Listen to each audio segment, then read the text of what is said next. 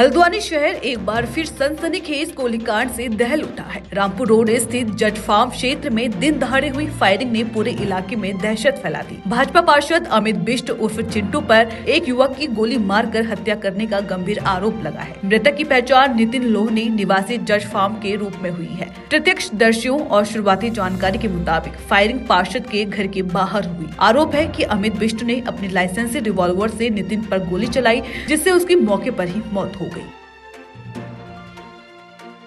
कहना चाहूंगा, जो ये हमारे प्रतिनिधि हैं, हम लोगों ने इनको चुना है। इनको चुना किस लिए है कि हमारी रक्षा करेंगे, हमारी उलझनों को सुलझाएंगे। अगर ये लोग ही आकर आज अपनी जनता के हथियारे बन जाते हैं, रक्षक ही अगर जहां भक्षक हो जाता है, तो हम उम्मीद किस पे करेंगे? ये सबसे बड़ा सवाल है। दूसरा सवालिया निशान, आप जनप्रतिनिधि हैं, आपको शस्त्र चलाने का अधिकार किसने दिया है? ये आपको स्वयं की गरिमा का आपको ख्याल होना चाहिए कि आप जनप्रतिनिधि होते हुए किसी पे गोली चला देते हैं। एक 22 साल का लड़का जिसकी कहीं गलती भी नहीं थी, कुछ नहीं थी, निर्मम हत्या जिसे आप कह सकते हैं, वो हुई है। और इस पे हमारी जो भी सरकारें बैठी हैं, जो भी हमारे आयोग बैठे हैं, प्रशासन बैठा है, उनको इस पे विचार करना चाहिए कि इस तरह का ना हो और इन्हें कठोर से कठोर सजा जो आपके न्याय में हो आपने देनी चाहिए। ये हमारी आप लोगों से, पूरे प्रशासन से, पूरी सरकार से हमारी गुजारिश है कि आप इस पे कार्रवाई करें और उचित कार्रवाई करें, क्योंकि इस तरह इनका मनोबल ना बढ़े। क्योंकि कल लोग जो है ना, इस समय 10 बजे, 11 बजे, 12 बजे अपने घर से निकलना छोड़ देंगे अगर इस तरह के काम होते रहे तो समाज में। घटना की सूचना मिलते ही पुलिस मौके पर पहुंची और त्वरित कार्रवाई करते हुए आरोपी पार्षद अमित बिष्ट उर्फ चिंटू को हिरासत में ले लिया। पुलिस ने घटना स्थल से लाइसेंसी रिवॉल्वर भी बरामद कर ली है। फिलहाल यह जांच की जा रही है कि फायरिंग किन परिस्थितियों में हुई और विवाद की असली वजह क्या थी। क्या बताएं कि ये तो बहुत हमारे लिए तो बहुत दुखद का मामला है। हम तो बोलने लायक ऐसे बचे ही नहीं हैं।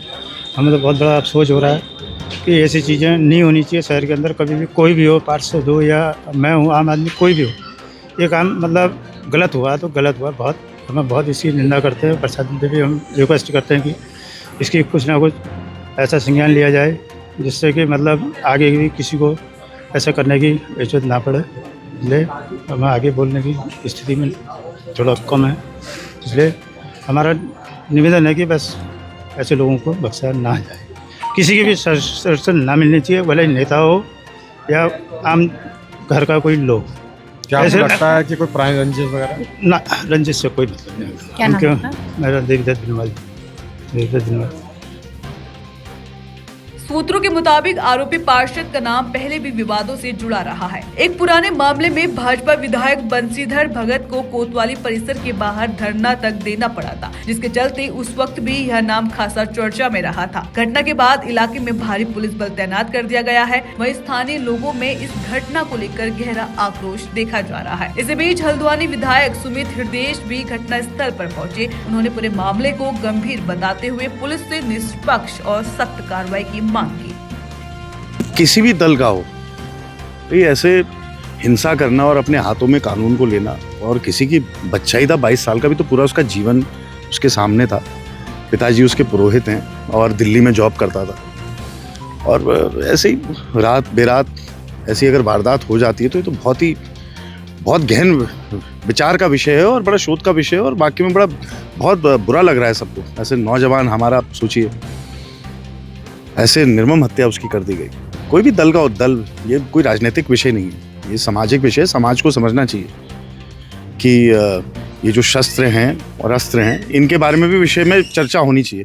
क्या ये केवल प्रेस्टीज के लिए लोग लाइसेंस बनवाते रहेंगे? भाई, किसी की आवश्यकता हो, समझ में आता है। कोई कारोबार ऐसा करता हो जिसमें कैश का कारोबार हो, कहीं जा रहा है इधर उधर, ये तो यहाँ पे एक परंपरा बन चुकी है कि भाई ये तो प्रेस्टीज का इशू है कि शस्त्र का लाइसेंस हो, शस्त्र भी परीक्षण के बाद ही देना चाहिए मेरे हिसाब से। ये इससे समाज नहीं सीखेगा। तो आज ही मैं सुबह बात कर रहा था, ये पहली वारदात थोड़ी ना है कि ऐसा हुआ हो कि रात का समय है, फिर आप समझ रहे हैं कैसा फिर माहौल होता है।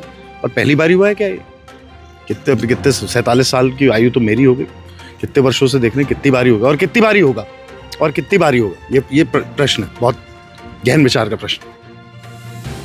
वहीं पुलिस अधिकारियों का कहना है कि पूरे मामले की हर पहलू से गहन जांच की जा रही है और जांच के निष्कर्षों के आधार पर ही आगे की कड़ी विधिक कार्रवाई की जाएगी।